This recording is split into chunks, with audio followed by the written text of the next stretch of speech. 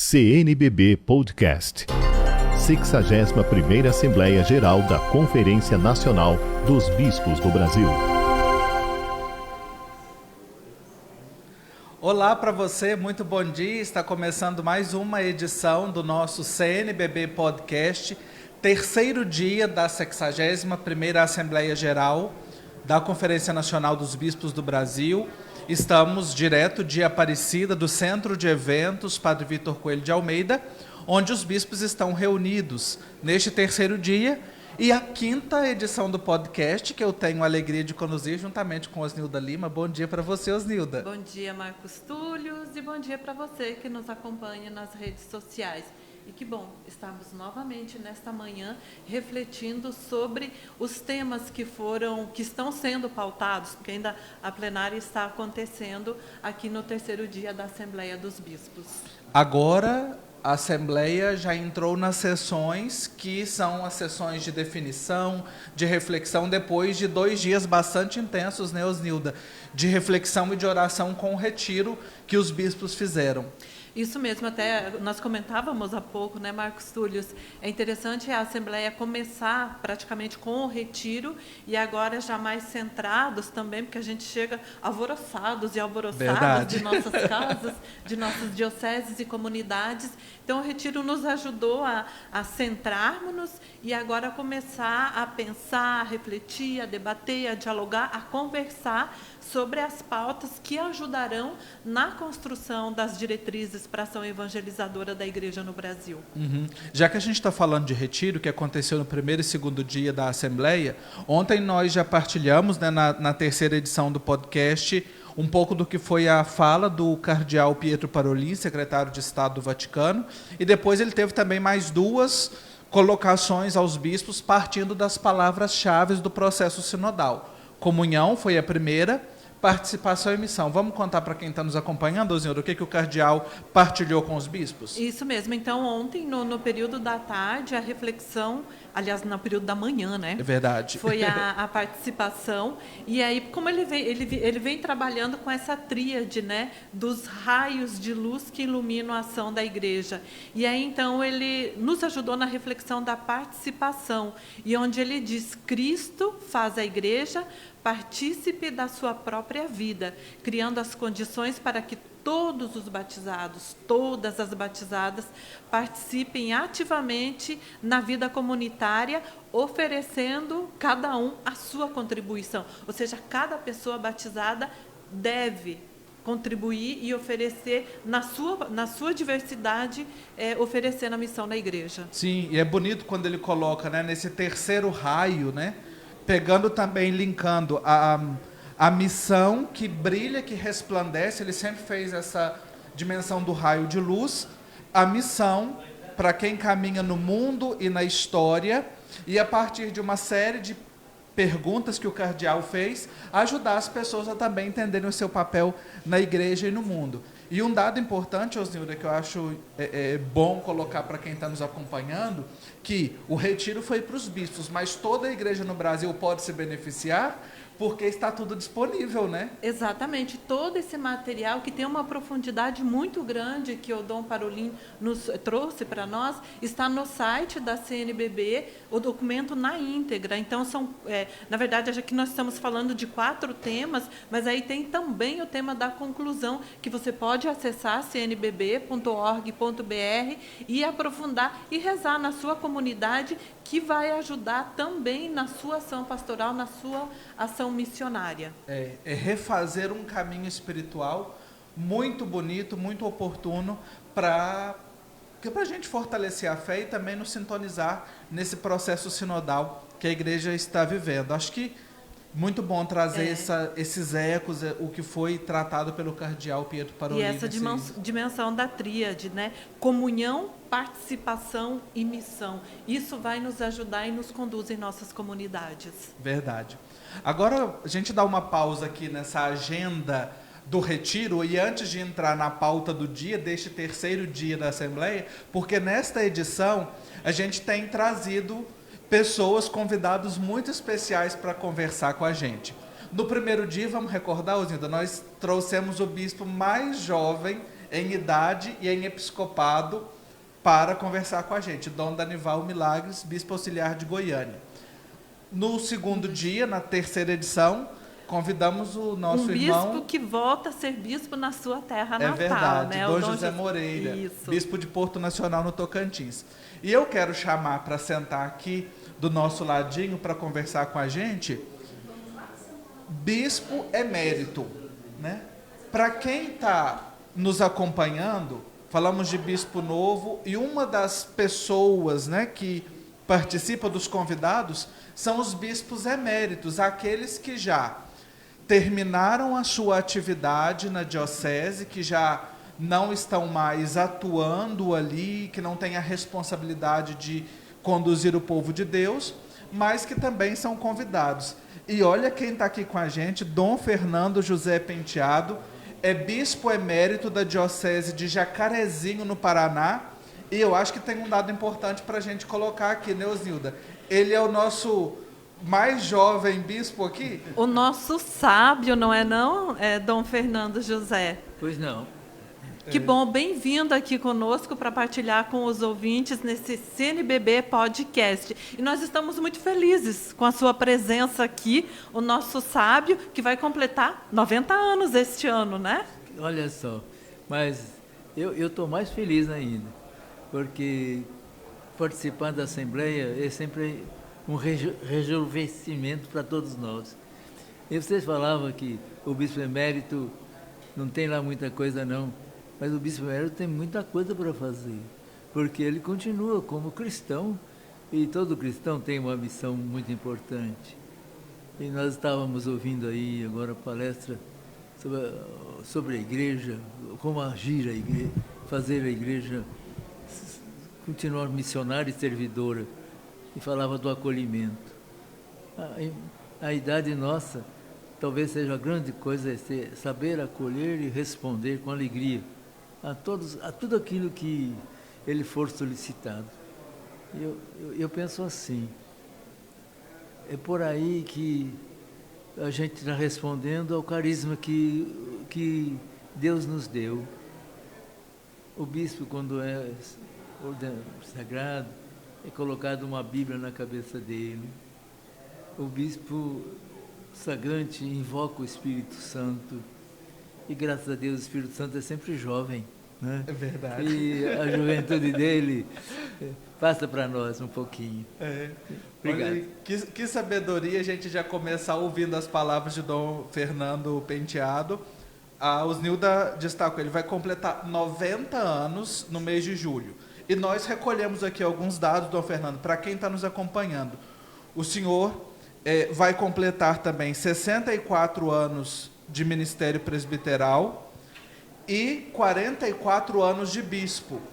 Então, 44 assembleias. O senhor participou de todas as assembleias desde que o senhor foi ordenado bispo? Só uma assembleia que eu não pude, porque foi o encontro do Regional Sul 2 com o Papa. Então nós estávamos lá na Assembleia, em Roma.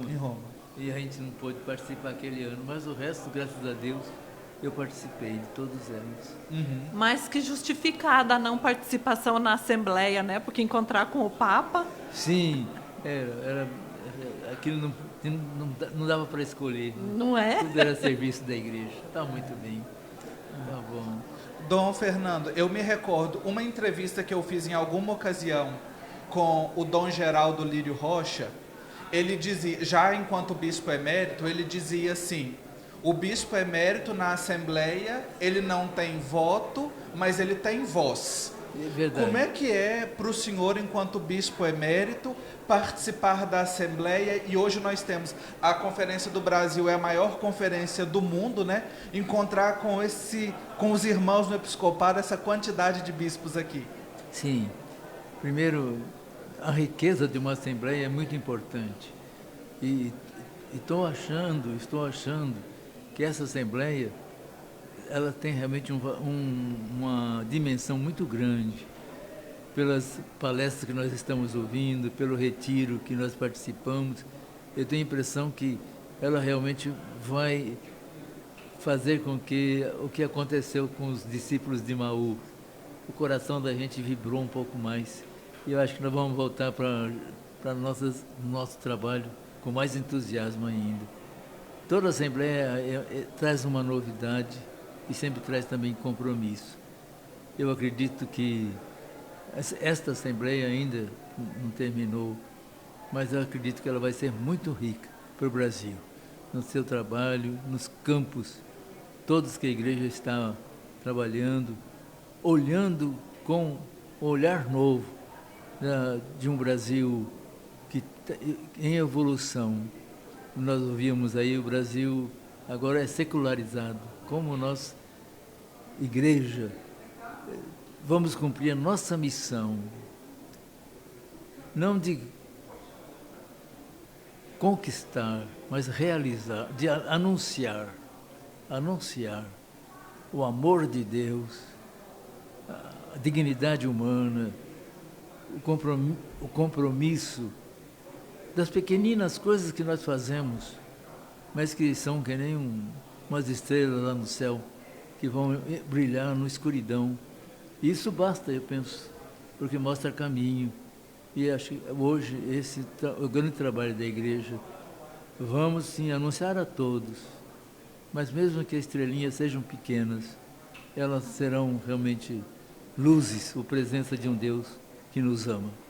É interessante esse detalhe que o senhor traz, Dom Fernando, de gente simples nas comunidades. E foi um pouco retomado na análise de conjuntura hoje, né? Sim. Gente simples, em lugares poucos conhecidos, podem promover transformações. Sim. E é isso, né? O compromisso de cada pessoa batizada Sim. de transformar a realidade onde está. Só um exemplo bem pequenininho. As casas dos idosos hoje, como elas se multiplicaram, ao menos onde eu estou, em São Paulo, e campo generoso dos idosos. Quando a gente vai visitar, a gente percebe uma sede de palavra de Deus, de amor a Deus e de confiança nesse Deus. Então, parece que eles não estão mais contando no mundo, mas eles estão aí, como não, oferecendo o seu sacrifício, oferecendo a sua fé e dando testemunho também de fraternidade onde eles estão. Eu penso que é um trabalho também muito bonito.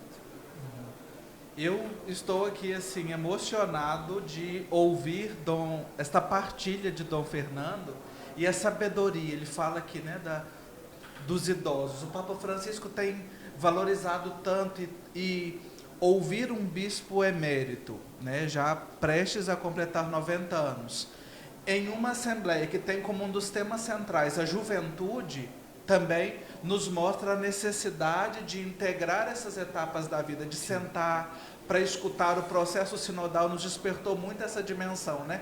Acho que assim, ouvindo aqui a fala de Dom Fernando, também para quem está nos acompanhando ao vivo, para quem vai acompanhar pelas plataformas de áudio, ou seja, vamos parar para escutar os nossos idosos e aprender com a sabedoria deles também. E pode ter certeza, se os jovens foram visitar os velhinhos nessas casas que acolhem os idosos, eu tenho certeza que eles vão sair mais jovens, tenho certeza. E os velhinhos vão ficar jovens também. É verdade. Nós estamos conversando aqui com o Dom Fernando José Penteado. Dom, o senhor partilha com a gente assim com muita alegria. O senhor sempre tem um sorriso no rosto. Onde está a raiz dessa alegria, dessa jovialidade? Olha, eu penso que Jesus era assim. E acho que ele não fazia cara feia para ninguém. E o que ele mostrava era o rosto de Deus.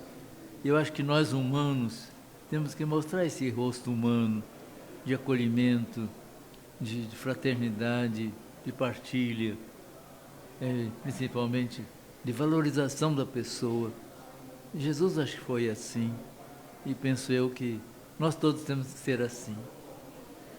É isso. E nós só temos que agradecer esse testemunho, Dom Fernando, do senhor, de outros tantos bispos eméritos que estão por aqui, Sim, né? Com valor. O Brasil tem são mais de 100 bispos eméritos E aqui nós temos alguns, né, Dom Fernando, sim. Dom Francisco Biazin, Dom Erwin, que testemunham essa alegria do Evangelho. Então, agradecer de verdade esse testemunho e também a oportunidade da gente compartilhar durante esta Assembleia um pouco da sua história e também este testemunho de quem está aqui. Vai completar 90 anos, já é emérito desde 2010, mas mesmo assim faz questão de vir participar da Assembleia e manifestar a comunhão com os irmãos no episcopado. Muito obrigado, Dom Fernando. Eu que agradeço a vocês, a bondade de vocês. Então, obrigado. Muito obrigado. Então. E a gente continua aqui partilhando então com quem está nos acompanhando, né, no nosso podcast, CNBB Podcast número 5. A pauta do dia, né, Osnilda? Falei terceiro dia, terceiro de 10, né? Então temos ainda um longo caminho. Mas eu quero destacar aqui a missa de hoje. Que é sempre a primeira pauta do dia e uma das mais importantes, né, Marcos Túlio? Exato, primeira pauta do dia. E neste terceiro dia, a celebração ela foi em intenção dos bispos falecidos. Foram 9 bispos que faleceram desde a última Assembleia. Foi presidida por Dom Jeremias, arcebispo de Londrina, no Paraná, Dom Jeremias Steinmetz, e ele lembrou ali na homilia, né, eu trouxe alguns pontos, que é uma tradição e também está previsto dentro do ritual da Assembleia este momento. Ele falou assim, lembrar das pessoas que até a Assembleia de 2023 caminharam conosco e que pouco a pouco foram entregando a sua vida ao Pai Eterno. E o Dom Jeremias, Osnildo, ele destacou ali, dentre os bispos que faleceram, né, nós temos ali 2 figuras muito importantes no episcopado, que foram o presidente da CNBB, 2 Geraldos, inclusive. Dom Geraldo Lírio Rocha, que era arcebispo emérito de Mariana, e Dom Geraldo Magela, cardeal Agnello, que foi o arcebispo de Salvador, né? Arcebispo emérito de Salvador, foi a sua última missão, a sua última diocese. E ele destacou na figura de Dom Geraldo, né, o seu protagonismo ao lado de doutora Zilda Arnes na fundação da Pastoral da Criança em 1983. Esse testemunho luminoso de Dom Geraldo para a Igreja no Brasil. Quem quiser acompanhar um pouquinho mais sobre a homilia de hoje, a celebração de hoje, tem matéria já no site da CNBB, cnbb.org.br, e também pode assistir a íntegra da celebração que está no YouTube. E como é importante, né, Marcos Túlio, a gente trazer a memória dessas pessoas que construíram o processo até aqui e que hoje está em nossas mãos, né, de levar adiante. Então, quer dizer, nós nunca estamos começando do zero, sempre teve alguém que já construiu antes, estamos nós, virão outros. Então, essa dimensão da comunhão com aqueles e aquelas que já não estão mais aqui, mas que foram parte fundamental para nós estarmos aqui hoje e para a igreja também, né? Verdade. Então, foi a primeira pauta do dia. E agora, a Osnilda já nos adiantou que tivemos 2 sessões pela manhã desta sexta-feira, 12 de abril, 2 sessões de análise. A primeira, análise de conjuntura social, é sempre também uma tradição em todos os momentos da conferência, seja a Assembleia Geral, Conselho Permanente, também olhar para a realidade, e a análise de conjuntura eclesial. Por que os bispos olham para essas 2 realidades, Osnilda? E é bem interessante a gente olhar, trazendo essas 2 realidades, por que a gente começa essa manhã de sexta-feira com as 2 análises? Porque nós estamos construindo as diretrizes para a ação evangelizadora da igreja, né? E aí, então, como que nós vamos construir as diretrizes se nós não estamos antenados e ligados com o que está acontecendo na nossa sociedade, que é um pouco a preocupação do que traz a análise de conjuntura social. Traz um contexto tanto do Brasil como mundial, porque isso afeta a nossa ação de evangelização na igreja. E aí, então, vem a análise de conjuntura eclesial, também da preocupação da igreja, do cenário da prática religiosa e da vivência religiosa. E aí, então, para a gente começar a pensar que respostas que nós vamos dar para essas realidades, sobretudo as realidades que estão sensíveis e estão chegando tanto as pessoas como também a nossa casa comum, que foi um pouco no âmbito geral a preocupação trazida nas análises de hoje. Isso, olhar para o nível macro, global, realidade latino-americana, realidade do Brasil, olhar, mas sempre com coragem e com esperança, né?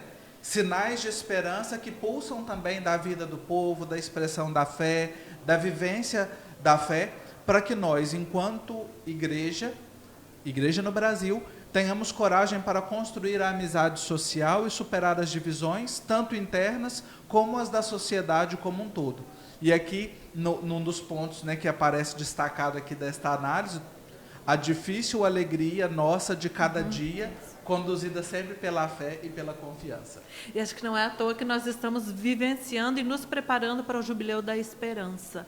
Eu acho que o Papa Francisco, ele é sempre, não tem como, é iluminado mesmo e deixa o Espírito agir, que coloca o tema, né, sugere o tema do Jubileu da Esperança, peregrinos da esperança. Quer dizer, mesmo que façamos uma análise e percebamos que as coisas não estão muito bem, mas o nosso olhar, para a gente poder transformar essas realidades, precisa ser de esperança e de fé.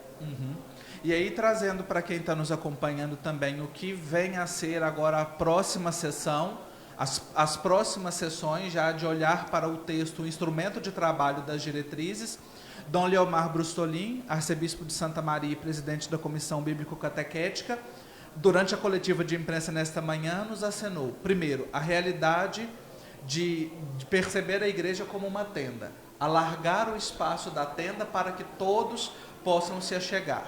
E também algo que ele colocou ali, que depois nós vamos trazendo a partir das sessões, do andamento da Assembleia, a sermos e encararmos a identidade de ser pequena comunidade, né? As igrejas, o agrupamento dos fiéis, os batizados, se identificarem e se constituírem como pequenas comunidades. Acho que também em um mundo muito características de individualismo, né, Osnilda, que a gente vai criando, a gente vai perdendo este vínculo e laço com a comunidade. E é importante a gente recuperar essa dimensão constitutiva. Ninguém é igreja sozinho, ninguém é cristão sozinho. E o Dom Parolin puxou muito isso na reflexão no retiro, da vida comunitária. E é interessante, aí na pauta da tarde, serão pequenas comunidades mesmo, mais de 45 mesas, porque nós estamos aqui em 505 pessoas, então não é possível todo mundo se escutar. Então vamos formar mesas menores, de aproximadamente até 10 pessoas, e aí então nós vamos fazer a reflexão para que todos possam falar e também possamos nos colocarmos nessa atitude de escuta para percebermos quais caminhos o Espírito está suscitando e nos direcionando. Isso, o caminho de conversação no Espírito, metodologia que vem sendo adotada na etapa continental e na etapa mundial do Sínodo. Osnilda, quando a prosa é boa, o tempo passa rápido demais, né? Já está chegando a nossa hora de terminar, mas você sabe que às 16h40 tem mais uma edição de podcast, olhando o CNBB Podcast, olhando para a realidade das diretrizes, e às 11h50 também o nosso encontro aqui, o nosso bate-papo, para a gente atualizar quem está nos acompanhando ao vivo pelas redes sociais, quem acompanha pelas plataformas de áudio, ficar por dentro, sintonizado, com o coração unido e batendo aqui junto com os bispos do Brasil na nossa Assembleia. É isso mesmo, Marcos Túlio. E nós voltamos agora na segunda-feira, né? Que amanhã, domingo.